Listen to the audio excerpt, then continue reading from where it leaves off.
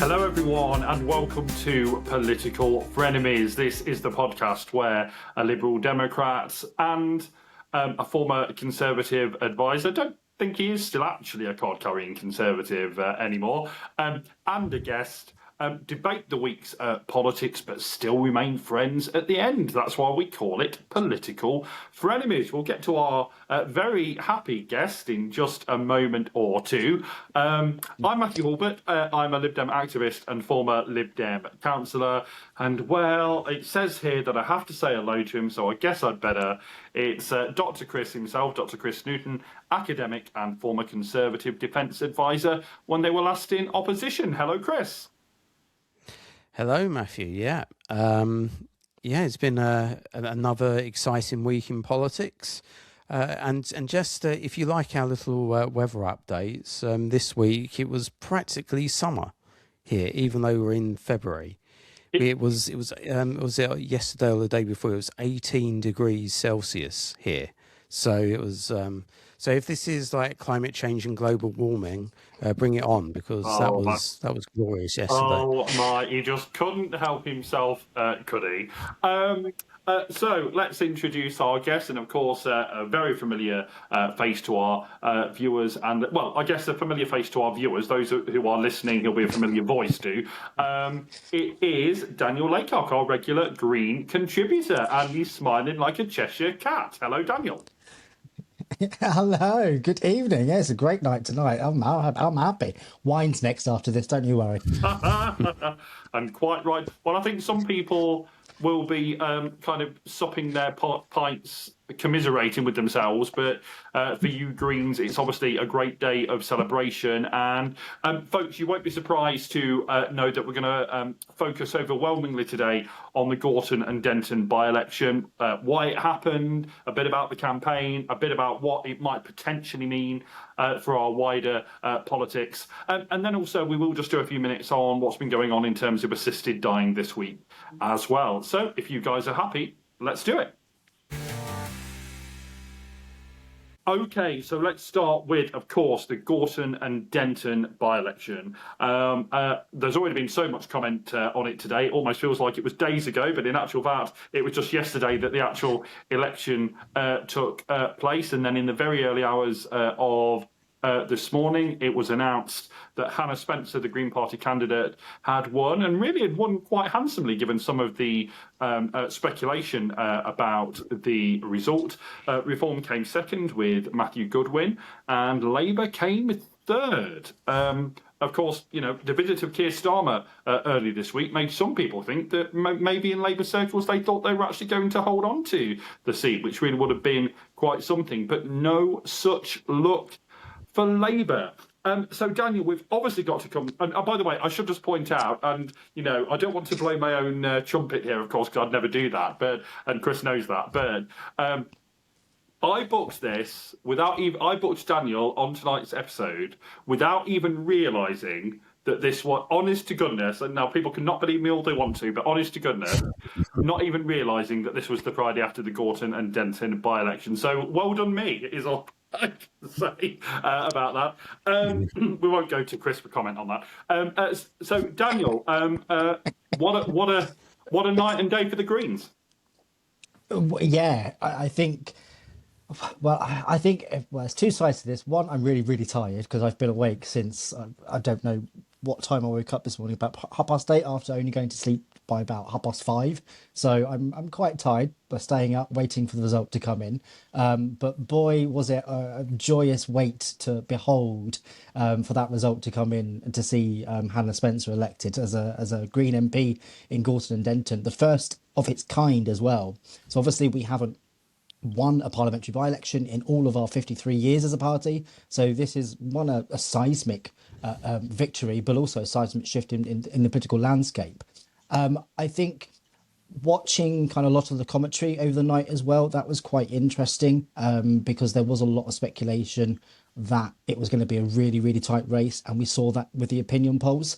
But I think watching the result actually come in to say that she'd won the seat from Labour was quite a weird experience as well. I was hoping to be in Manchester to actually view the result myself, but unfortunately I came down with severe tonsillitis the other week, so I missed that deadline to inform Manchester City Council that Green Elects would be attending, and I would be there in that capacity. But yeah, unfortunately, I missed that opportunity. However, I was there actually last weekend, helping out on the campaign. Yeah, so I think being there was actually quite great. Going around the constituency, there were loads of green posters. I even drove around Denton actually, which makes me remind me of Touch of Frost with David Jason in that, which is really bizarre. Denton CID. Don't ask me why I thought of it when it was all happening. It was a bit bizarre.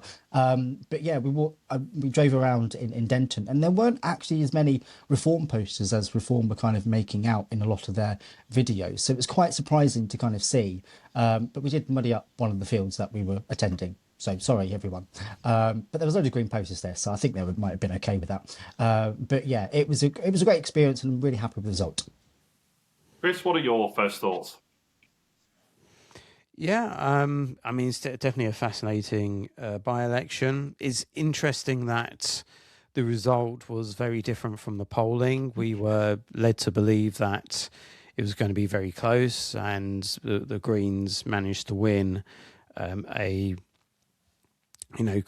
a big majority. So that's interesting. I suppose there are a few issues, preoccupying me. Is firstly, in terms of Reform's performance, was it the case that Reform simply overhyped their chances? Given that the Greens, won pretty convincingly in terms of numbers. Did Reform actually really have a realistic chance of winning, or was it the case that there was still lots of untapped sort of working class voters that they ultimately failed to attract? We'll have to, that's something that's worth exploring, and something that it's hard to say. It's hard to say not actually being there, which is why I was a bit reluctant to make a prediction a few weeks ago when you asked me, Matthew. But we were right, and again, with my guidance, you got a prediction right, Matthew. Oh. So you got. So that's really good. Honestly, and of course, I'm sure we'll get into this later. There are also issues concerning the campaigns. Obviously, the role of sectarian voting and what's known as family voting and so forth. That's something we can get into a bit later. But yeah, from the perspective of the right, there's definitely lots of questions to answer. There was no split in the right votes. There was one. I think it was about 1,000 Tories votes. But there are real questions about Reform, about Reform's performance, and Reform's got to demonstrate at some point that it can win a big one. And you had Caerphilly, now you have this. At some point, the tide's got to turn there. Maybe the local elections that will, but it's a difficult one. Perhaps Daniel can give us more insight into that or not. But it's hard to say, not being there, whether it was really a winnable seat for Reform or not. Well, I'll just give my brief two pennies worth, and then we'll talk a bit more about different parts of the campaign and what it might mean. Obviously, as a paid-up party member, I can only ever advocate for a Liberal Democrat vote. But I wasn't sorry, if I can put it that way, to see that Reform hadn't won the seats. And from what I can tell about from what I know of Hannah Spencer, which in truth is very little, but from what I do know about her, I think it's good that that someone like her, and from her type of background, is going to be in Parliament. I think she'll be an interesting addition. I thought she spoke very well the couple of times that I heard her today. And so clearly this is, a very good day for the Greens. As Daniel quite rightly says, the first time that they've ever won a parliamentary by-election. And as someone else I saw, I can't remember who it was now, but as someone else said on X today, look, it means that the Greens have got 5 MPs, but they have all 5 of them have been elected as Green MPs. And of course, Reform can't say that about all of its current MPs. So, I do think that is a salient point. Let's get into the campaign first then, before we talk about what it might mean. Now, obviously, with by-elections, there is the national element, of course there is, but there's also the kind of the ultra-local element in terms of, the makeup of a constituency and what that might mean for how people might vote. And just on that, I mean, I saw, some of what Matthew Goodwin, the Reform candidate, was saying today, and, you might have lived in hope, even with Reform, that they might have been gracious in defeat, but of course, no, they were anything but gracious in defeat. And I saw Matthew Goodwin, I don't want to misquote him, but it was something to the effect of, well, this is down to, in effect, saying this is down to a large population of Muslims and a whole load of progressives, and I'm like, way to go to insult the voters that have just not elected you to be in Parliament. So he was, Matthew Goodwin was doing Matthew Goodwin, so I don't think that particularly helped him. But Daniel, I mean, as the only one of the 3 of us here who's actually been in the constituency campaigning. What's your take on the constituency makeup and how much effect that did have on the result?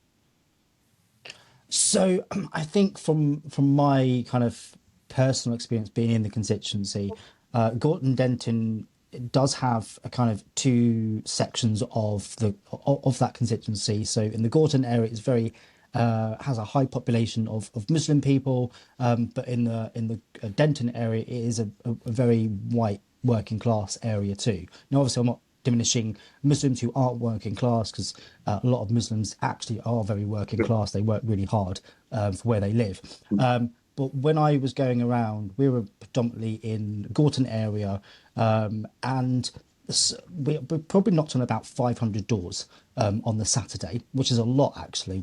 It was a really brilliant campaign. We just kept on going and going and going. But what we noticed as well, the third door that I knocked on the Saturday morning was a Muslim guy. I said, "Hi, I'm calling from the Greens with Hannah Spencer as your candidate in the upcoming by-election. How are you? Do you know how you're going to vote in that election?" And they said, "Yep, not Labour. I've had enough of them. I'm really annoyed with them. They've just annoyed me so much. They're completely useless. I'm annoyed at Keir Starmer." And it was just all coming at me. And he was in his dressing gown, bless him. So it's oh, have I called at the wrong time now? Sometimes that generally does happen on the doors. It's just one of those things. And yeah, no, he was like, "No, I'm voting Green." And I said, "Oh, would you like a poster?" "Yeah, please, absolutely." And within I went around the block. By the time we got back, he put it up in his window. And that was just one door of many that we'd knocked on. And there was a group of us, there was actually kind of a cohort of us, really enough, from where I live within Cambridgeshire. We all went up on the Friday. And we basically were knocking on doors within the Gorton area of the constituency, and it was kind of showing that people were going, "Yeah, we don't like Labour, we're really annoyed with them, we don't like Reform, we don't like what they stand for," and that was a kind of consistent thing that we were seeing.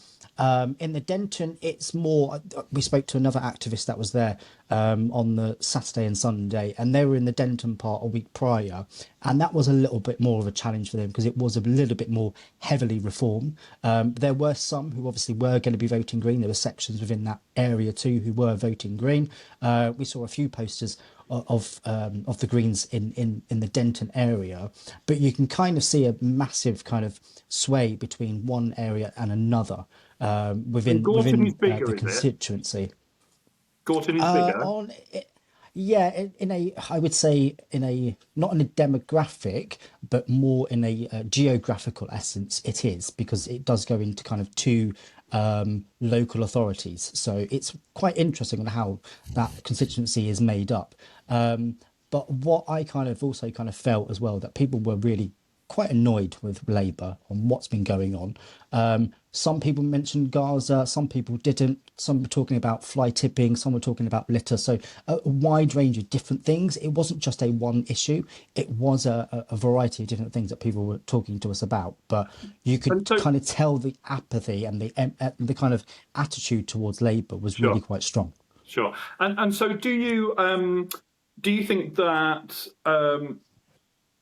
I guess there's two ways you can put this, that the Greens won and that Reform lost because primarily because of the Gorton vote?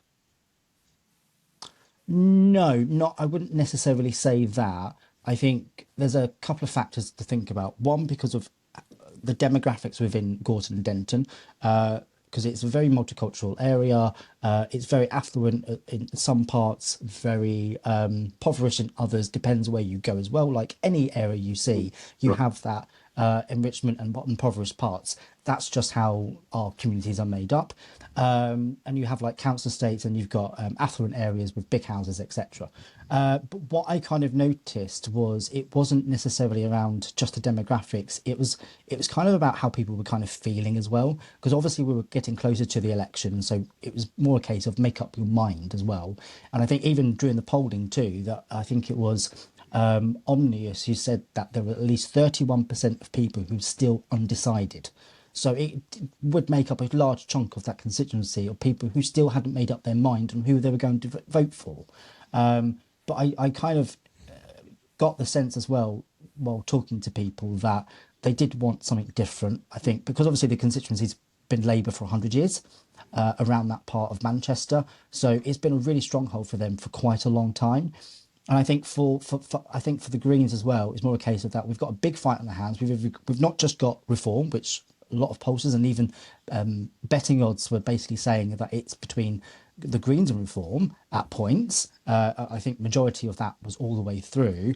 But I think if you look at the polling specifically, young people were voting Green, older people were voting Reform. So you can kind of see that within the polling itself. So there was a kind of differentiate between the two age groups as well. So under 45s were voting completely differently to what over 65s were voting. So I think there's a lot of different kind of factors around it. It wasn't a black and white aspect that we don't like Reform or we don't like Labour. It was more of intrigatorial around local issues and kind of the apathy towards the Labour government. So, Chris, what in terms of, and for me and you, it's difficult because we've not been there, and so we can only comment via what's been said and shown on the media. But from what you've seen and heard, certainly over the last kind of 12 hours, what do you make of what's been alleged in regards to kind of sectarianism? And just on that, I mean, I was listening to Times Radio earlier today, and they had someone, a guest on, who said, from the Muslim community, who said, why, when it's we, the Muslim community, voting how we want to vote, is it sectarianism? And when everyone else votes how they want to vote, it's not sectarianism. Yeah, I think in terms of the campaign, there were obviously sort of notable aspects that was highlighted about the way in which the campaign sort of unfolded. Especially, I mean, the one thing that was highlighted this week was the video and the election material in different languages. So there was one in Urdu and there was one in Bangla as well. That is smart campaigning, some of that, is it not? Smart campaigning, no? Well, I mean, it depends if it depends if you want that or not. Do we want to be a kind of a sort of integrated society where we're all broadly talking about the same issues, or do you want to operate in different silos and what's good for the country? And so it wasn't just a language that was picked up. It was the fact that, for example, and Labour's done this as well. Keir Starmer, they picked up a photo Keir Starmer and Modi, and they brought up Netanyahu as well. And again, there was this sense, especially in the commentary, that this was pitting sort of different communities against each other. And you may or may not say that's unfair, but that is certainly something that has been observed and noted in the commentary, especially over the past week. And it's just this question of, is this really the road that we want to go down to? It's actually, speaking of what you just said about campaigning and to different people, the Greens were actually being very good Liberal Democrats in the sense that they seemed to me sort of. They were sort of saying different things to different people. So for example, Zack Polanski was pressed. Well, in your Urdu leaflets, were you talking about legalizing drugs and trans issues and things like that? And Polanski didn't give an answer. But there is a concern that all parties do. Right? That. I mean, thanks for the compliment, but all parties do that. That's targeting. No, I would agree with Mathew on this, because it is about it's smart campaigning. The Lib Dems have done it, Labour have done it, and I'm sure the Conservatives have also done this as well. So I think it's across the board that every party uses a kind of language barrier to kind of entice people to vote for them in a smart campaigning way. It's just a normal section of political campaigning. It's not about sectarianism or anything like that. It is about being smart in campaigning to speak to people. But let me bring this up as well if we're going to talk about this kind of sectarianism aspect, because what we've also seen in Lincolnshire, for example, with Andrew Jenkin, she's decided to remove funding from foreign languages so people can learn English. So this kind of notion from like the likes of Reform saying that, we're having sectarianism in our society. It's not. If we've got their own Reform mayor basically removing money so they can go to those who obviously, I'm not disagreeing with what she's wanting to do in terms of allowing those who are illiterate to have a better understanding of English and writing and reading. But it's then, you can't have it both ways. Right. It's 1 minute, it's a sectarian society. Next minute, no, we're going to take it away from foreign language studies to those who need to learn English. It's a double-edged sword here, and it's not going to work really, because I think we need to live in a society. And I think this is what you're referring to in terms of the leaflet, which I brought back. And inside, it's absolutely normal in terms of, we don't like these, we don't like them, this is why you should vote for us. It's a normal process in a political democratic society. And so I think the other side to what we had was a Ramadan card. And you know what? I actually found that really quite inspiring, because it meant we were talking to someone during Ramadan to say, happy Ramadan, really lovely to see you, thanks for your support, or whatever I can't remember what it read actually, but it meant we were connecting with them about their religion, because we're being an accepting society and an accepting party to say it's absolutely fine to worship who you want and to be who you want as well. So we can't have it both ways, and I think this is the problem we're now going to start seeing moving forward, especially with the Lights Reform. The other side to this as well, the campaign part on top, was that Labour was really nasty at the end. I'd never seen a campaign like that before. It was basically saying, don't vote for them because they're really dangerous, they're madness, and they're going to give all your kids crack cocaine and heroin. Including on polling day, Daniel, including yesterday on polling day.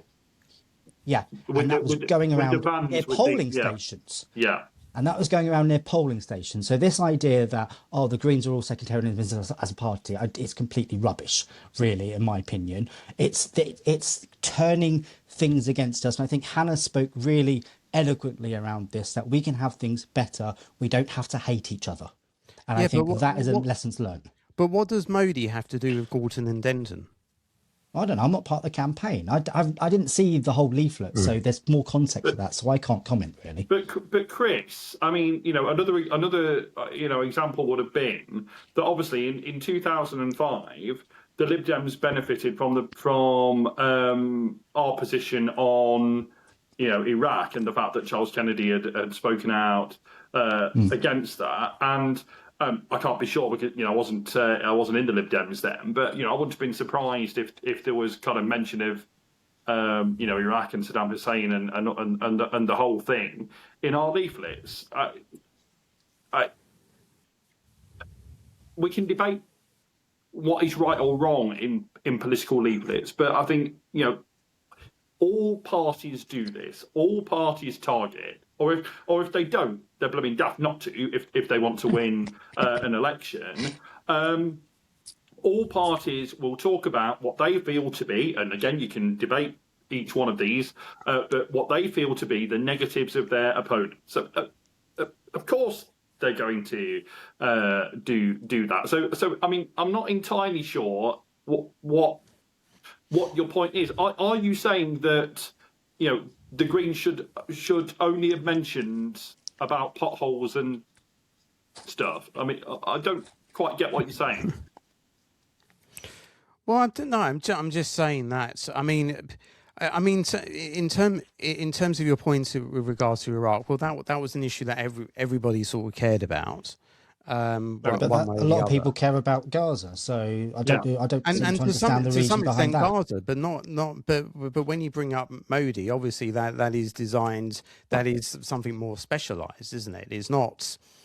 It's not something that the whole country, are particularly exercised about. So let me, true, but let me just press you on this then, Chris. What you're in effect saying, I think, is, and correct me if I'm wrong, is that the Greens should have run kind of one campaign, and everyone should have received exactly the same thing, regardless of their background or what language they may speak, or etc., etc., etc. Well, I mean, if that's what you're arguing, then yes, that's I don't agree with it, but it's a legitimate argument. But I think what me and Daniel would say is that they wanted to win this seat, and they were engaged in very smart, very focused, very targeted campaigning. But the consequence of that is that people will comment on what why they're messaging that particular message to that particular group. And again, that's all part of legitimate commentary as well. Yeah, it is. That's entirely true. That I mean, again, the Greens can't have it both ways in that, and I don't think they're trying to be fair to them. But they can't say no. It's legitimate that we do this, and then moan when people comment on the fact that they're doing it. I mean, both of those things are fair enough. Just allied to this, there was obviously been quite a lot made, and again today, I believe that.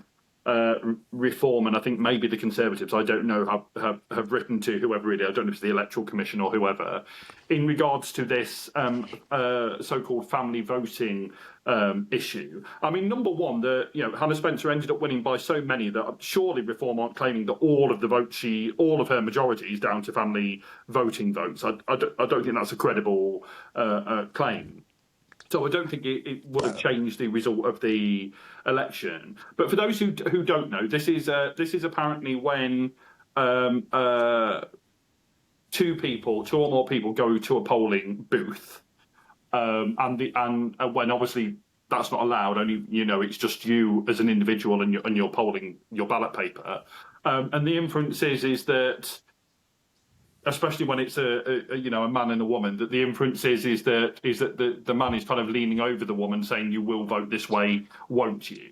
And apparently so-called independent election observers, although again I think there's question marks about who these people were and where the evidence is for this, but according to them, they saw a number of, although again they wouldn't have known how they were going to vote. So again, I don't quite understand it. But the inference is that they saw a number of occasions on polling day yesterday where this happened, where more than one person went into one polling booth. I mean, Daniel, have you got any comment on that? So yeah, it was interesting when this all came about, especially late last night. So I think there's kind of different parallels around this. So one, Democracy Volunteers is apparently a partisan volunteer to check on the stability around elections, to make sure they're being run correctly, to make sure everything's running smoothly, there's no irregularities around electoral law, that they observe elections to basically improve democracy. There obviously were then accusations, and that's effectively what they are. We've not seen any evidence. There's been no evidence provided, except just in a statement, and that's it. I haven't seen any clear evidence from Democracy Volunteers about the family voting. So I think one side of this is this only came about just after polls closed. So obviously they then reported it themselves they reported it, the irregularities, breaches of electoral law is effectively what the legislation is around that, part of the Public Representation Act of 1998. And they have basically claimed that there have been a lot of irregularities, of 12% basically of those people who voted have basically had family voting take place. However, the side to this is that they reported it one after the polls closed. No accusations were made during when polling stations were open. This happened after. So that's one side to this. The other side is that Manchester then responded to say, well, we've not received anything from them until right now, so we don't know where this has come from. And then it's obviously gone to Manchester Police as well, because obviously the police have to deal with legislation and breaking law, first of all, before the Electoral Commission comes on board. But it's the police's matter for them to deal with.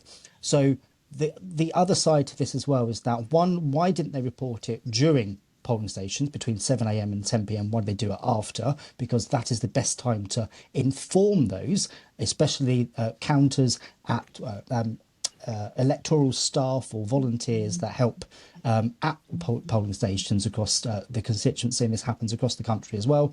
Why wasn't that reported to them? Why was it left till after polling stations had closed? And obviously this evening, Reform have then sent a letter to, I think Nigel Farage actually put it on his social media to say that they've reported these irregularities to Manchester Police, Greater Manchester Police, should I say, for them to investigate. Whether that happens, we'll obviously have to wait and see. But it's interesting that they did it after and not during. There is some question behind that. But I'm not saying Democracy Volunteers have challenged Manchester City Council's version of events, so that's worth putting in there as well. But I mean, I don't know if you're aware of, can answer this, Chris, and if not, fine. But I mean, who are Democracy Volunteers? I mean, I've never heard of them. Who are they? No, I haven't either. No, I mean, they, as far as I've read, and I mean, I'm like you. This is the first time I've this is the first time I come across them, but they are accredited election observers trained to OSCE standards, and these wouldn't have been able to observe these elections without the say-so and the blessing of the Electoral Commission, and it was ultimately the Electoral Commission that reported it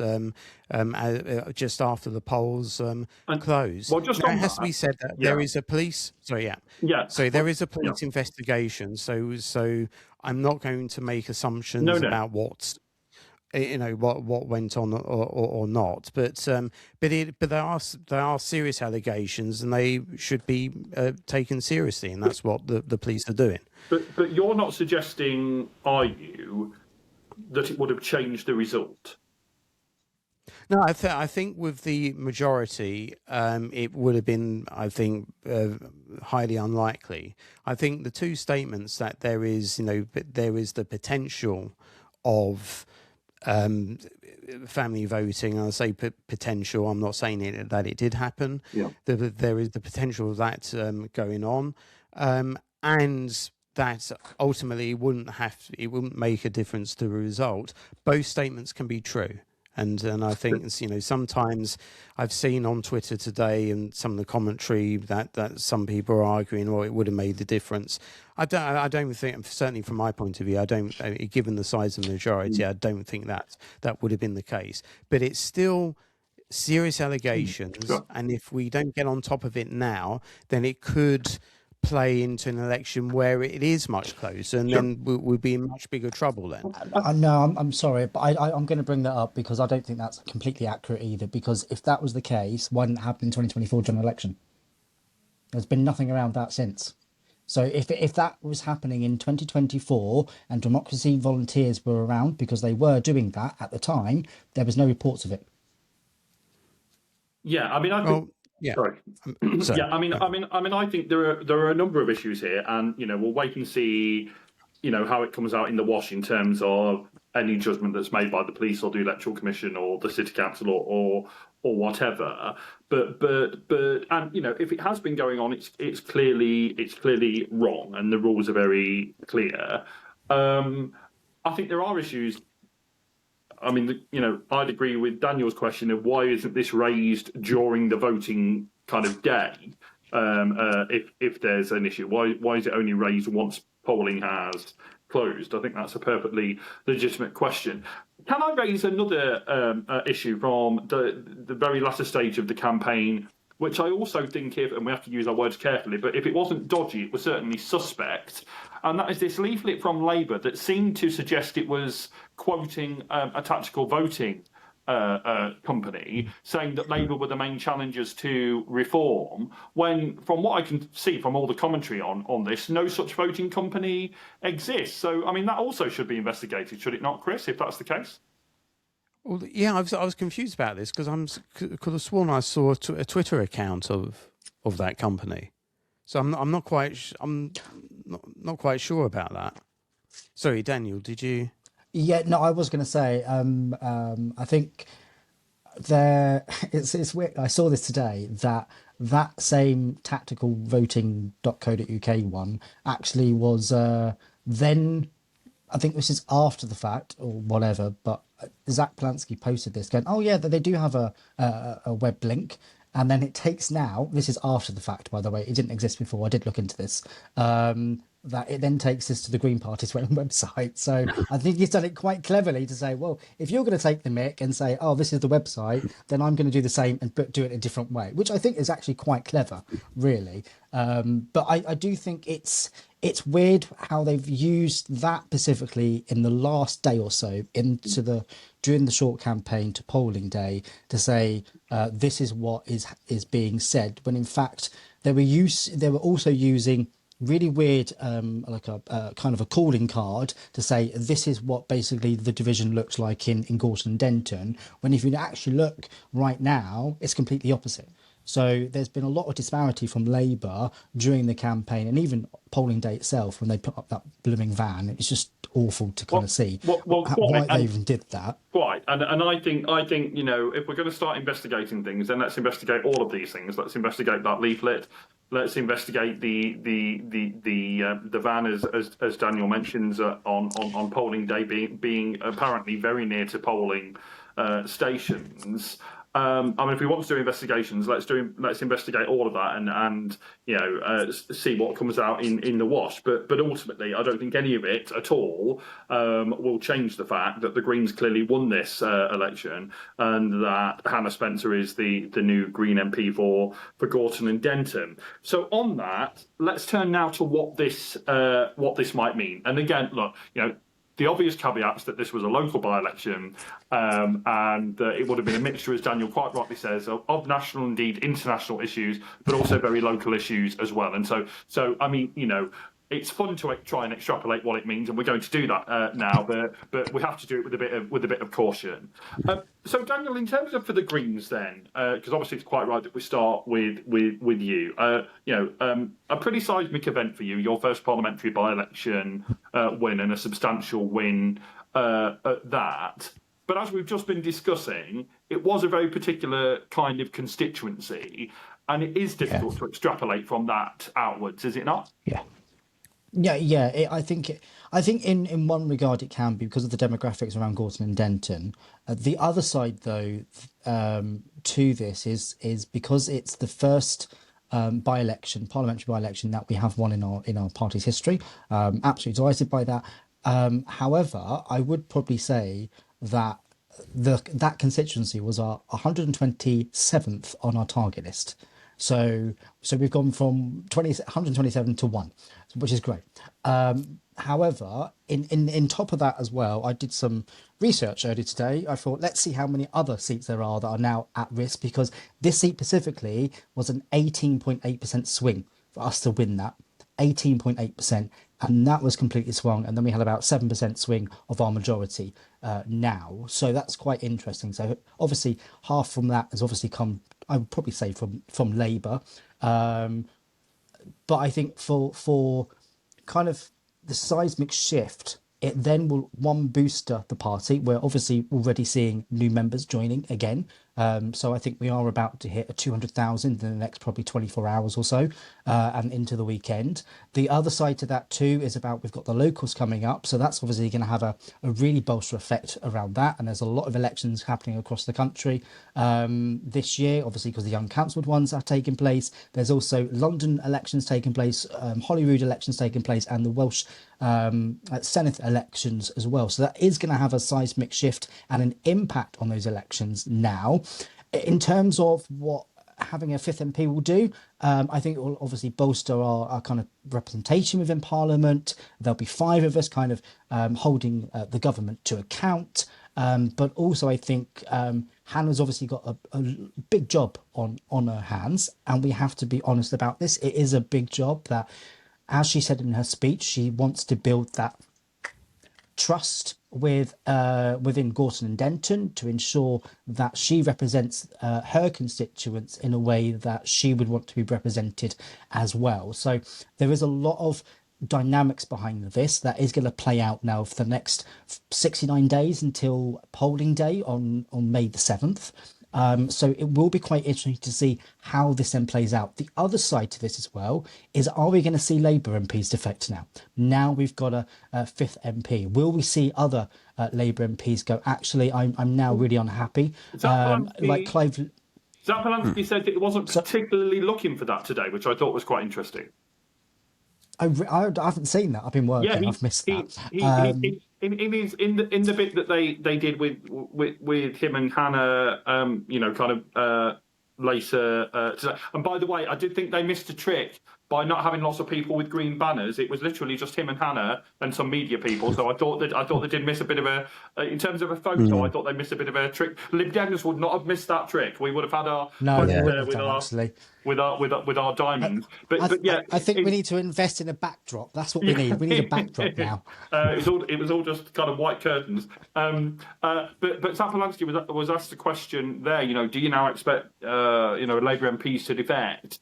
And he said that, he wasn't particularly looking for that. He said that he will speak to whoever, but that he's more interested in getting kind of green MPs elected, as in kind of green, your own people, green MPs elected. Yeah. I thought that was, given what's been happening with reform, I thought that was quite an interesting take. Can I just quickly, before bringing Chris back in, can I just follow up with you, Daniel, on a couple of things that I thought were really interesting. Number one, from what I could tell, and obviously, I've not been in the constituency, but from what I could tell, there's very little of what you might expect from the Greens in the campaign. Very little on environmentalism. Very little on what you might consider to be green issues. And is this? And you hope I'll answer a follow-up question as well, and you can hopefully answer both of them in your reply. Are the Greens becoming much more of a general left-wing party, and although you still called the Greens, much less about environmental issues? And secondly, in terms of the elections that we've got coming up in May, what is now a good result for the Greens in May? Oh, you're asking me to do a prediction, aren't you? You're just evil. You really are now. That's just unfair. Okay, right. I'll answer the first question first of all. No, I don't think we're not a kind of general kind of left-wing kind of party anymore, or Green Party, however you want to frame it. I think environmental is still part of our core. It still affects every aspect of our lives. Just because we're not talking about it doesn't necessarily mean it's going to be connected with everything as well. So I think I think there are elements of the party that have been saying, and I've seen it too, that we need to talk about more about environmental issues. It's like, if we did that, we'll still be seen as the single party issue. But we have to talk to the wider electorate about how we can bring people's bills down to protect the NHS. I literally sound like Zack Polanski now. That's ridiculous. It's been drummed into my head now. That's how you do it. You become the voice of the party.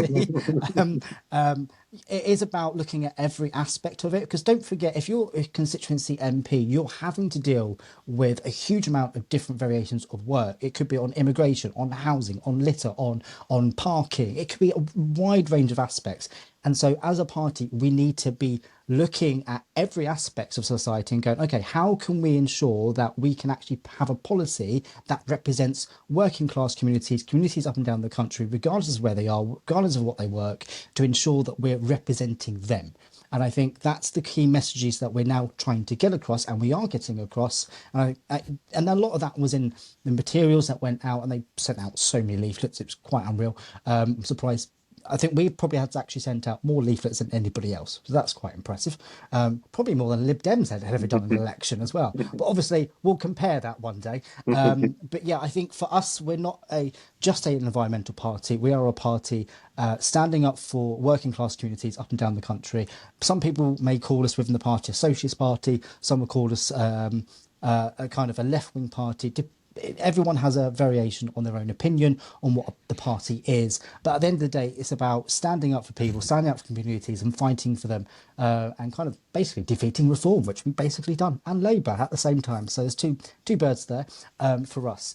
On the other side to this is obviously coming up for the local elections. I think one aspect as well, there are 3 mayoral races that we're running in London, and that is Lewisham, it's going to put me on the spot now, Hackney and Newnham. Well done. I remembered them this evening, so that makes a change. I didn't remember at 4 o'clock this morning. And we're massively targeting them in a way to win them. And they're all Labour seats. So that's one aspect. You've got obviously some mayoral elections coming up. They're very separate to combined authority mayors and some other council mayors that we've got around in metropolitan areas. In terms of council seats, it's all to play for now. Absolutely. I think because of the election, it will change the dynamics a little bit more. We are going to have to work even more harder, I would say, to win more seats, because the fight is going to be against reform. Obviously, the Lib Dems will say it's going to, for them as well. It's not just about the Conservatives. It's about reform in certain areas where they are. And it's not about, who's going to win them bestly. It's about any party needs to win against them, basically, I think, in my opinion. Yes, I think me being biased, I'm going to say we can now say that as a parliamentary by-election, but obviously this is where we're going to have a to and fro with me and Mathew about, the Lib Dems are saying they're better, but we're saying we're better. As long as we beat them, I don't think anyone really cares. But in terms of numbers, it's really hard to say. I'm going to put down to 250 seats. Okay, there you go. You heard it here first. We'll bookmark that and we'll play that back. And what about? I mean, do you have any grasp on the Senedd elections? I mean, I guess getting one elected would mean that you have representation, but I'm assuming that the Greens hope to do better than just one seat. Yeah, I think the Senedd are going to be even more interesting for us. I think we're definitely guaranteed one seat. That's for sure. We are polling at above 5% there, so that's really positive. We've always been polling 1, 2, maybe 3%, so we haven't always made that mark. In the last Senedd election, we were about 500 votes away from winning a seat, so it is that close this time now for us to ensure that we get at least one seat, and we're pretty sure that Anthony Slaughter, who's the world's leader there for the Greens, is going to win one of the seats. The other side to Senedd, we could potentially one or two polls have maybe put us up to 5 seats, but I'm probably expecting about 2 or 3. So I mean, potentially, who knows? We'll wait and see. But potentially, with the balance of power, if Plaid don't get a majority. Potentially, yes, and I think that would be basically, we used to say this many years ago, we would be kingmakers in that. So we could actually end up being either or. I don't know how it will play out. I know we have worked with Plaid before in Wales, having an alliance with them, working together in certain seats, etc. I didn't know until I was listening to some of the coverage around the by-election when someone was saying that apparently, although Caroline Lucas was the first kind of full-out Green MP, that apparently there was kind of half a Green MP, because there was a between like 92 and whenever, because apparently there was this kind of formal alliance between Plaid and the Greens, and someone ran as a Plaid Green candidate and won. Yes, they did, and then I think also because everybody assumes that we've not had a Green person in the House of Lords. We actually had one prior to Jenny Jones as well, so we have been around for some time. We hadn't had that much presence, I would say. Now that has absolutely turned on us in ways I don't think anyone would have dreamt that quickly. but it has. So we have to look at reality that we've got to be an even more serious party than ever before now. But I think, also let's talk about Scotland as well, because they've got elections coming up this year as well. And that's a separate party, right? It is. It's another separate party because we're so good, we are. But that's fine. We're happy with that, and that was decided in 1990. We all kind of went, actually, let's have our own party, and that was their decision, and that's what we all agreed on. But for Scotland, for the Holyrood election, I am expecting us to make a few more gains too, and I do expect that to be probably on the back of not just Ross Gear and Gillian Mackay winning their co-leadership in Scotland, but I think that's also potentially now, because of the by-election win in Gorton and Denton, that could be on the back of that, and also Zack becoming leader in England and Wales as well. And also, I mean, Scotland is very interesting in the sense that it does look as if, number one, it could be a complete SNP majority once again. That's not beyond the realms of possibility. But even if not that, it could very easily be an independent majority parliament with the SNP and the Greens. So that issue continues. And by the way, just on that, I don't know if you guys saw this, but Anas Sarwar was speaking today at the Scottish Labour Party conference, and he literally said, it's not even like paraphrasing. He literally said for people to vote for Labour, even if it means them holding their nose whilst they're doing it. I mean, what a pitch for voters. He actually said that in his speech. So, I just think that Labour are really in a really torrid space at the moment. Chris, coming to you then in terms of the right of politics. I mean, what we're to take from this by-election? Look, I guess we're looking at it as a negative for Reform because they really went out to win, and they can't pretend now that they didn't. Some of them are trying to pretend, we were never going to win this seat. No, not having that. You were going full on to try and win this seat. You thought you could win it. But it's also true to say that they've gone from practically nowhere to second, and that is an achievement in of itself from their perspective. So I guess they're more disappointed than not today, but perhaps not entirely disappointing night for them. Yeah, you make a good point there. Yes, certainly in the sense that because Gorton and Denton is a pretty new seat, and it's a very new seat. Yeah. So I was trying to look back at the history and see how the right did, and there wasn't much to go on. But certainly this was the best performance of a right wing party, since the seat was created, and even taking into account the notional results in 2019. So in that sense, so in that sense, that was pretty good for Reform. Also, someone did like an extrapolation of the swing nationally, and if you took the swing nationally, then Reform would win a landslide in any sort of general election. So from that perspective, the Reform could take a few positives in terms of what they could improve upon. Did they choose the right candidate? Yes, Matthew Goodwin has a local connection, although he doesn't live in the constituency or hasn't lived in Manchester for quite some time. One of the things I would say about Hannah Spencer, although she made a massive she made a massive sort of mistake. It didn't affect her in the end. If I was being generous to her, I think she muddled her words in terms of seemingly implying that it was kind of right-wing divisiveness causing the Manchester bombing. That wasn't right as well. But in terms of how she presented herself as a candidate, she presented herself, I think, she matched herself well to the electorate, in the sense she presented herself as a working class woman, a plumber, even though she may own a few or bought a few properties. No, she doesn't. It's fake news. And maybe Reform perhaps didn't do that. And maybe if they did, they might have done a bit better. Yeah, so I mean, those are good points, Chris. But yeah, Daniel, let's just clear this up because I've seen this speculated on social media today. Does she own a range of properties, or is that nonsense? No, Okay. well, for a start, being a working class woman, being a grafter, being a plumber, being a plasterer as well, she fixes houses up for a start. That's one. The other side to it, I know that she was fixing. I think she was at work, so she fixes up a lot of houses because she does it on social media with some of her stuff. She's not. I think, yeah, I think she said actually that I don't own loads of properties. My husband, apparently she has a husband, which apparently she went, do I? I didn't know that.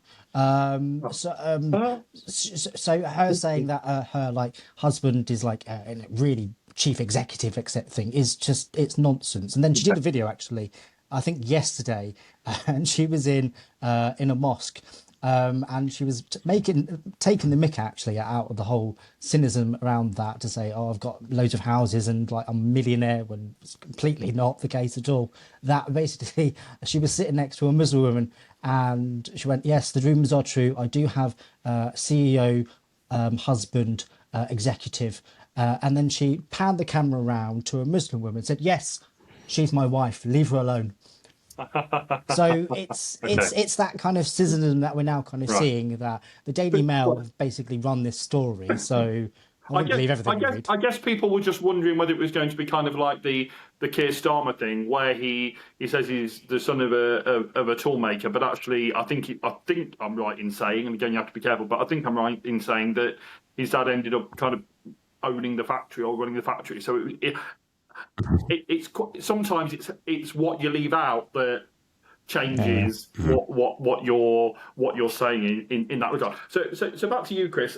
Let's just turn to the Tories and the Lib Dems for just a moment. And to say that we're bit players in this by-election doesn't quite cut it, does it? But I shouldn't laugh. I'm so sorry.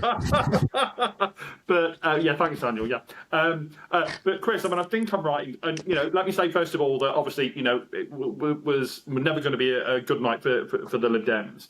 But I think I'm right in saying that this was quite possibly the Tories' worst ever by-election result. Yeah, they lost their deposit, didn't they?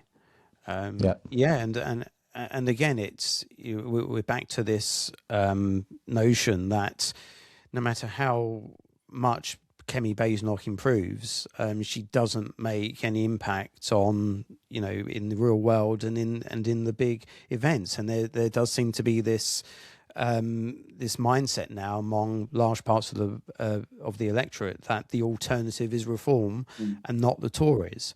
So that's a real problem, and I've been having some arguments with Tories about this. There are still one or two Tories out there who thinks that everything's fine and everything will come through in the end.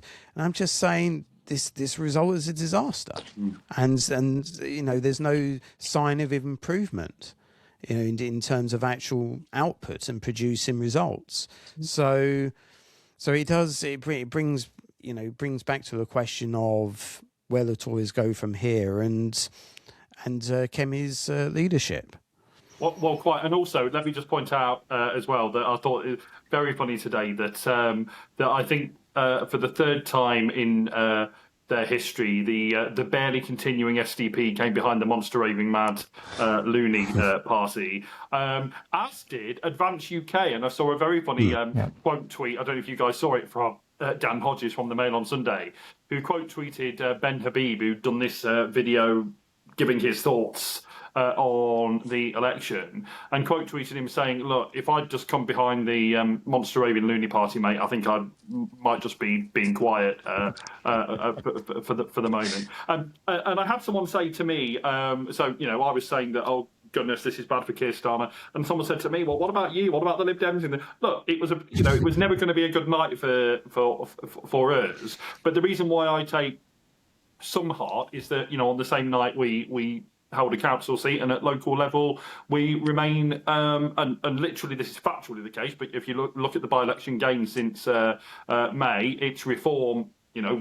way ahead, but the next party is the Lib Dems in terms of gains in council by-elections. So, as I hope both of you will acknowledge, that in some parts of the country, the progressive alternative to reform is going to be the Lib Dems. So, and I think, go ahead. So, but sure. I mean, but sorry to interrupt, but surely, I mean, you were the protest party in parliamentary by-elections, We're not that anymore. not just local by-elections. And surely you've now been leapfrogged by Reform and now by the Greens now. And surely you're looking at it and saying, well, why can't this be us? And surely, surely serious questions has to be asked. So let me just respond to that, and then I'll bring you in, Daniel. So look, our position has.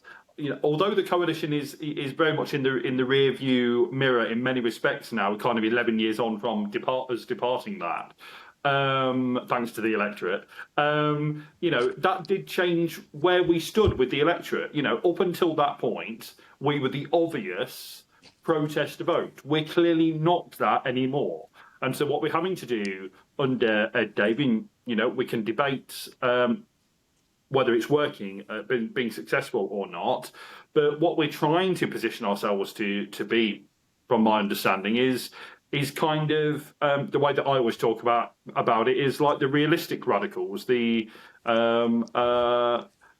proportionate progressives, the people that you can feel safe to vote for if you don't want to vote for the lefty Greens and the righty reformers. So, I mean, that is where we're trying to. And to be fair to Ed Davey, it has been successful. It was successful at the last general election. We got 72 seats, and it's been successful at council level as well. And, I replied to this Labour person today who was kind of having a go at me that, look, I said to him, look, you're going to not win back Scotland, you're going to lose Wales for the first time in a century, and you're going to lose across England. Whereas I predict, and again, you can play this back to me on May 8th, I predict that the Lib Dems will gain seats in all three countries. So, I think, well, be fair, Daniel. Are you suggesting that we won't gain seats? We absolutely will. We absolutely will. Not in all three. I don't think you won't gain in Wales. I don't think we'll gain in Scotland. I think we could. Nope.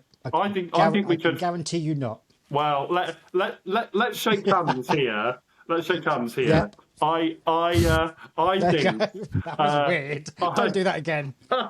I think that we could.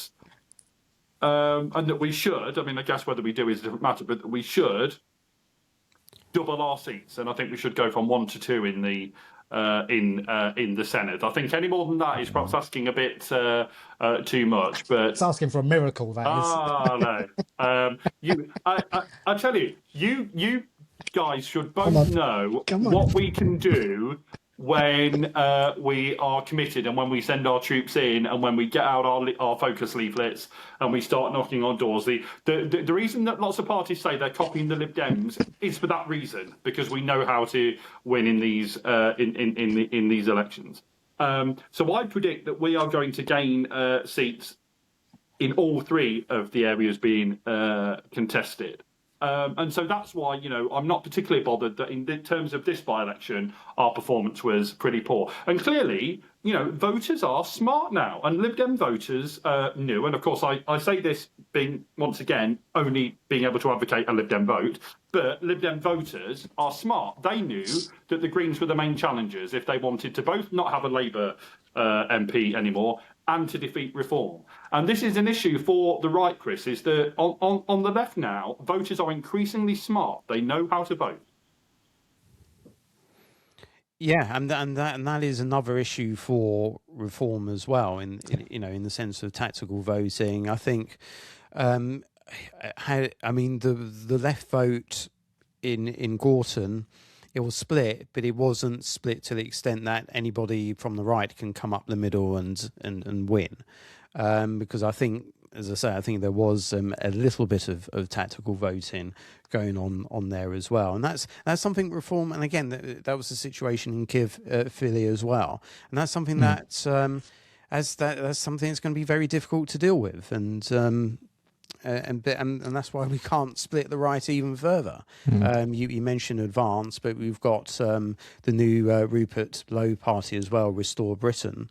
Again, that might have the same fate of advance, or maybe not. But that's why that's why I kind of tear my hair out and say, I'm just fed up with all of the division, because we've seen it time and time again now.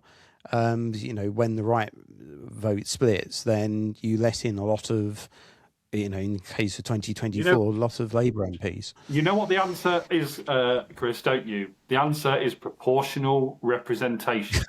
Because we are a multi-party democracy trying to survive under the first past the post voting system, and the two things just don't work. And I think, if people think that we're going to go back to the two big parties and then the also-rans, I don't think we are going back to that. I think the genie is out of the bottle, and we are a multi-party democracy now, and that doesn't work under first past the post. And I think I tell you what, Chris, if the Tories have a really bad result in May, and I see no reason why they shouldn't do at the moment, I'll lay you a bet pressure will start being put on Kemi Badenoch to make supporting proportional representation official Tory policy. So that's my prediction on that. Daniel, any final thoughts then on this consequential by-election? I mean, will we look back on it in future years as a real breakthrough moment for the Greens, or will we look back at it and think, yeah, they had that one great night, but then not much happened? No, that's the short answer to that. I will give a long answer, don't worry. We're already looking at where the next parliamentary by-election will be, and we're kind of preparing ourselves to be ready for that. We're expecting Central Suffolk, North Ipswich to come up at some point. That is going through a court case. Obviously, I won't talk about the court case at all, against Patrick Spencer, that was it, who is going through a process at the moment. Whether obviously he's convicted is uncertain, because obviously that process is still going on. Right. Obviously, you're innocent until proven guilty, right, as I like to say, really. But I think that could be an interesting by-election once that does come around. But obviously, between now and next year, for example, 2027, or you never know, after May and Keir Starmer has to resign because the party has had enough and they've lost a load of council seats, is uncertain. Whether that is going to be Holborn and St Pancras is a different story. But Central Suffolk and North Ipswich will be an interesting one to watch when that comes around, because I think that'll be a tough fight between us and probably Reform as well, because Labour's vote would have collapsed by then, and the Tories would have done as well. There's talk, Daniel, that the aforementioned Mr Polanski may well stand in what is currently the Prime Minister's seat. Potentially. There were rumours going around he was going to potentially stand in either David Lammy's seat, in either Keir Starmer's seat, or in... I've forgotten her name. Diane Abbott, that was it. Yeah, but he was never going to stand against Diane Abbott, surely, was he? I don't know. He did rule that out actually a couple of days later, because it was swirling around obviously, because he wasn't going to stand in Manchester. I kind of agree with that decision, that if he stood in Manchester, exactly. So it's kind of worked out quite well for the party around that. I think he would have probably won. I think he would have run a really good campaign, but him then travelling from London to Manchester would have been a nightmare, and I don't think that would have been really a valuable use of party's resources, really, especially him being leader. Although, of course, that is what although that is what Hannu's going to be doing. You do realise that? Well, because he's obviously based. Right. So obviously Zack's based in London, lives there, etc. Where Hannah lives in Manchester, will come down to London. So that's not so bad. But if you're then being party leader and then you're trying to go to different parts of the country, that's a lot more problematic. So I think for the by-election, it's definitely a seismic thing, and I'm hoping now the party will absolutely put its gear into place to say, right, we can do this now, we can now do it in another place. And I think there is that appetite to go, when's the next one? Let's go, let's do it. There is that apathy, and I think...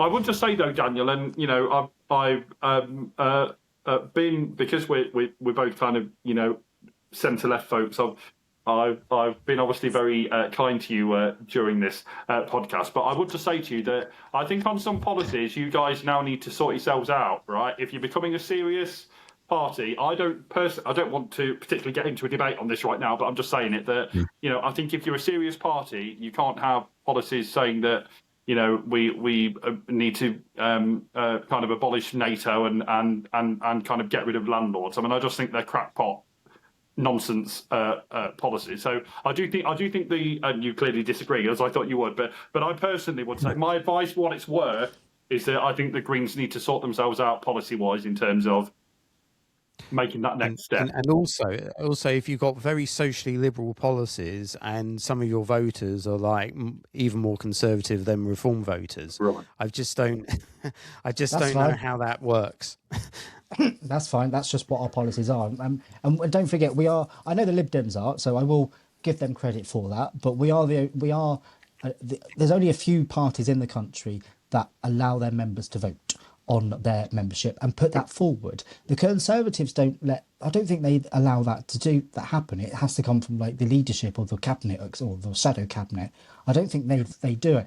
And I think Reform are a bit sketchy. I don't think sketchy as a party. I don't think they allow their members to have that say in terms of. But the leadership just do what the heck they want. So basically. So it is a bit bizarre. Yeah, the Tories is pretty much the leader. They do have this. I've forgotten what it's called now. Do have this sort of pretend consultation, but no one really pays attention to it. So it's all decided. And at conference, as you know, we don't have votes or the Tories. And let me ask you two guys. Let me ask you two guys, and literally just a couple of word reply, please, and then we'll get on to our quick final topic. Keir Starmer, safe until May, Daniel? Yes, but will probably be gone by after May. Chris?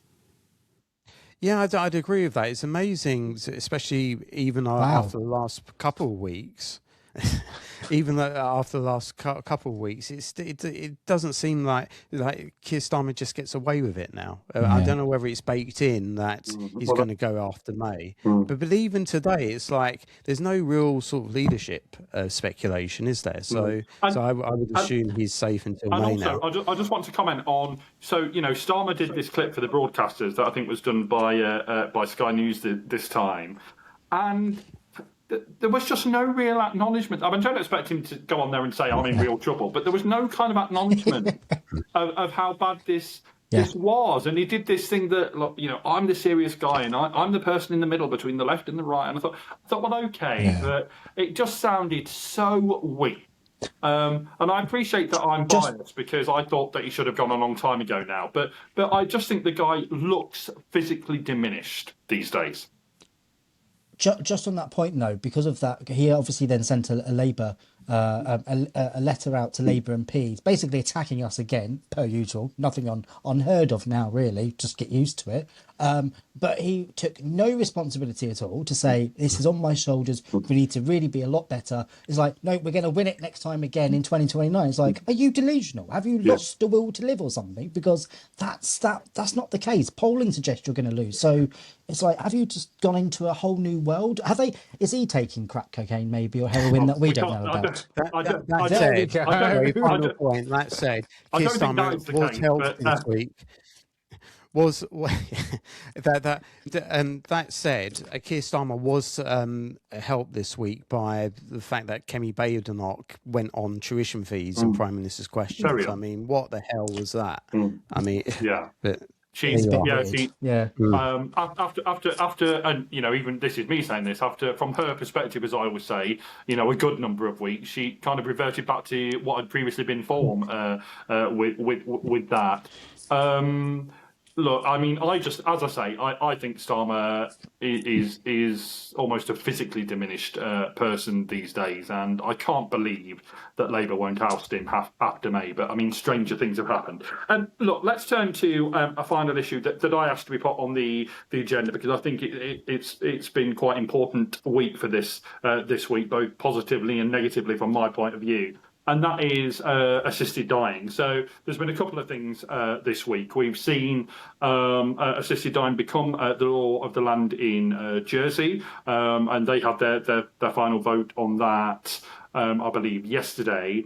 Literally at the same time as it was being reported by Sky News that the government here, the UK, the government, is not going to give any extra time for the legislation that has been stuck in the Lords for all of these weeks, and that therefore means that it's very unlikely that legislation will get through Parliament and the process, and that means that the unelected Lords will have literally talked out the legislation. Now, I think the Lords would argue, I think this is nonsense, but I think the Lords would argue that, well, it wasn't in a manifesto. Well, these types of issues are never in manifestos, they're conscience issues. I would say that the elected Commons has twice supported this legislation, and therefore that gives it democratic legitimacy, and it's not for the unelected Lords to talk it down. I actually think it's a disgrace and should get more coverage. When it finally happens, I think it should be a massive story and potentially a constitutional crisis, because it's not the Lord's job to be doing this. Now, Chris, I think you take a different stance on the issue itself, but would you at least agree that it's not really for the Lords to be talking out legislation? Well, I think the main concern that I have with the whole process was that a lot of the phases were rushed through. There wasn't really a great amount of time, especially in the Commons, for scrutiny. And given the sheer sensitivity of the issues, given that I think from my point of view, and as I said at the start of this, I said, look, I'm sceptical, but I'm open to hearing the other arguments. I mean, given that I don't think the other side has really sort of appealed to present their arguments in the way in which someone like me could sort of give consideration. I think we have the system that we have. The Lords are, a revising chamber. Its job is to scrutinise. They're not a blocking chamber. They're a revising chamber. Yeah. The process is the process. I mean, we've discussed the laws. I've said, I reluctantly agree with you with regards to an elected Lords. I certainly think that the process needed to have been conducted properly and more with more time given to scrutiny. So in that sense, this is what this has achieved. But yeah, look, I understand. I mean, when the whole Brexit things happened, and we weren't quite so. When the laws started to interfere with the Brexit process, you weren't exactly talking these concerns up, were you? But I do think if Starmer is really behind this, if he's really pulling the strings of this, then he's handled it extremely poorly. He hasn't really won people over. Well, it's interesting. And I think, the process might be suspect, but I think we ended up in the best place, in the sense we've got potentially another, if this issue comes up again. Well, it will. We've got another attempts to scrutinise properly. Instead of the rush process that we've had. I thought it was really interesting that Daniel Finkelstein, Tory peer, wrote a piece this week that said if Keir Starmer is looking for a legacy, given that it's very unlikely that he's going to be Prime Minister for much longer, if he's looking for a legacy, then this could have been and obviously some people would have thought it wouldn't have been a good legacy if you're opposed to assisted dying, but certainly for those that support it, this could have been a real legacy for him had he put this through. Did you read what Ben Judah said about this? Ben Judah, who was advisor to David Lammy, caused a bit of waves with his public defence of Chagos, but that's another issue. But he said it was a very odd topic for a first-term government to major on. It says it's not the kind of, if you want to establish like a good feeling about a new incoming government, this is not the issue that you'd go on. He said it's a term 2 issue, not a term 1 term 1 issue. Daniel, any thoughts on this? Yeah, I think it's a little bit of a shame that we've come to this kind of situation where it's just not going to get kind of legislated, really. I think it's disappointing that it hasn't been handled in the best way, I think, by Labour. I think this was kind of, though I completely I understand the proposals, etc. I know Jenny Jones and Nassie Bennett, baronesses in the House of Lords, will obviously be arguing the case, going, we shouldn't be saying, we should be talking this out. It should be a proper process. So I think that is going to be made by a lot of peers in the House of Lords around that as well. But I think it's it's a frustrating thing where many campaigners have been campaigning this for a long time. They've wanted this. And now it's going to kind of be, in a way, thrown back in their face and say, yeah, sorry, we can't do anything about it. So it's a bit guttering for them, I would say, too. So obviously it's about dying with dignity as well. So this isn't really dying with dignity. It's kind of being thrown out to the wolves, really. Yeah, and look, I mean, I know she's received a lot of flack for it, but I mean, I broadly agree with Esther Ransom, what she said, again, I think, to Sky News this week, when, I think she said that, this is going to fall because of the unelected Lords and because of the religious right. And I think she is, she's entirely... Well, it's not just the religious right. There are lots of people with concerns, and the way in which the legislation is drafted doesn't really give much comfort to people who have genuine concerns about safeguards. But those safeguards are not really in the legislation. But Chris, we've talked about this before. Those people are never going to be satisfied with any legislation on this, are they? Never going to be satisfied. Never going to agree. Not everybody. As I said, not everybody. But I think, again, if you're generally trying to have some cross spectrum appeal to this, that there are genuine concerns about safeguards. Even supporters of the policy have voiced concerns about about what checks and balances there are on this piece of legislation, and in particular, and loads of valid opinions. To insult people with those opinions is really not something for a debate as serious as... I'm not saying that you personally are doing that, but I'm just saying this debate should be conducted with mutual respect on both sides, and at times I don't think that's happened. No, well, I agree, and of course there are people with genuine concerns, but the people that have led the opposition to this, certainly in the House of Lords, are literally unelected Lords, and the religious right in the forms of the bishops that for some reason get to sit in our Parliament voting on our laws, which even as a committed Christian, I've never understood why they get seats in Parliament. In my view, they absolutely shouldn't.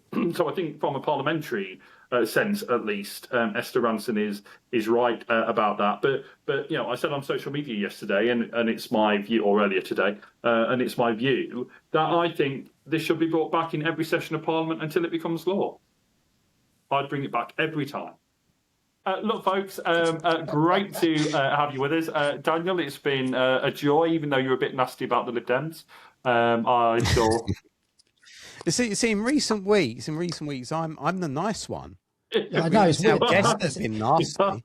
I know, it is a bit weird you being nice about Hannah. I am a little concerned right now, really. I think what Hannah says is absolute bonkers. But as a proposition, as a candidate who presented herself, as a working class person to your working class electorate, you've got to give her some marks for that. Well, at least she's getting some marks. That's good. Daniel, very good to see you. Thanks for coming on. And once again, I'm super thrilled. I'm super thrilled that my booking worked out in the way that it has. And we should just point out at this point that hopefully, I don't want to say too much because I need to work out the timings for it all, and it might not happen. But hopefully, I'm going to put it out into the world so that it happens.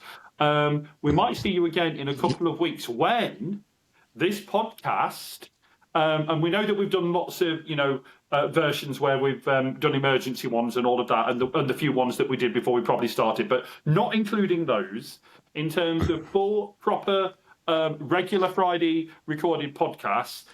In a couple of weeks, it'll be our 50th episode. Now, part of me can't believe that I've survived 50 episodes. 50. With Dr. Lord King Chris Newton, but I literally deserve an award. But I have, and he's survived 50 episodes with me because it goes both ways. And so we're going to be celebrating our 50th episode in 2 weeks' time, and I'm hoping. And as I say, I'm saying it on air, so this had better happen now. But I'm hoping that we're going to have quite possibly our first ever 6-person panel. Wow. Yeah, wow. Yeah, precisely. I was waiting for a response there. Yeah. You're welcome, Matt. Don't worry, Matthew. I've got your back there. Don't worry. Thank you. Thanks very much. You sit down, Chris. Don't worry. I've got this covered now. Oh, you know it. But I'm hoping that we might have our first 6-person panel, and that I might resurrect the quiz.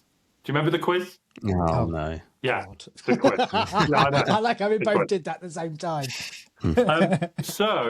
Folks, now, if it doesn't happen and it's just me and Chris with just a regular guest, then you'll know that that's not quite worked out. But either way, we will mark our 50th edition in 2 weeks' time. So don't miss that. Have you got any thoughts on that, Dr. Chris? Yeah, I mean, I'm just amazed that we've made it this far, to be honest. Yeah. The irony. We've both survived each other. No, I know. Well, do you know the secret? Well, I don't suppose it is a secret because, in a sense, it's why we started the podcast and why it's called Political Frenemies. But we're married, really. That's why. We're not quite.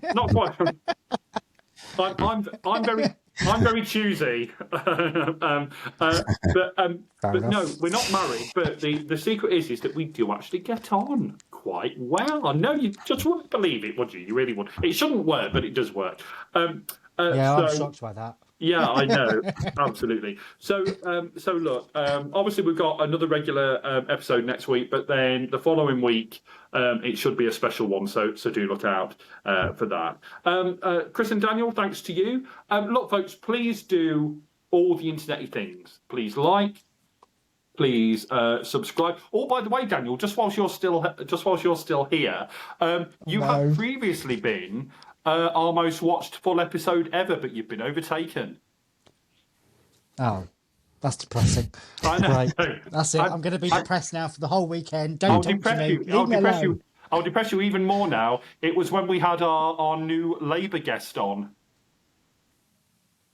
Oh, that's probably why, because everyone wanted to go on, what's he going to say? What's he going to say? Am I going to throw my phone out the window? Probably they did. So our numbers are going upwards all the time, which is really fantastic. And so, yeah, we'll see you next week for more Political Frenemies.